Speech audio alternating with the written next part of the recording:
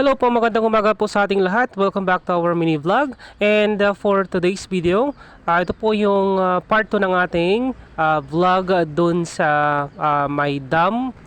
Tuloy-tuloy pa rin ang ating kasiyahan ngayong araw mga ka-idol. So, andyan na po kami sa may kubo at yan po ay pagkatapos na namin kumain. So, nakakain na kami lahat. So, it's time for kwentuhan naman. So, ang sarap ng feelings or yung pakiramdam na pag mga ganitong bagay at saka ganitong lugar, ang sarap makipagkwentuhan sa ating mga kaibigan at sa ating mga kamag-anak. At konting tour pa mga ka-idol. So dito sa mismong taas makikita mo or maaninag mo yung mga windmills doon sa malapit sa dagat. So ang gandang pagmasdan at di ka talaga mag-asawa sa mga view na nakikita mo dito sa taas.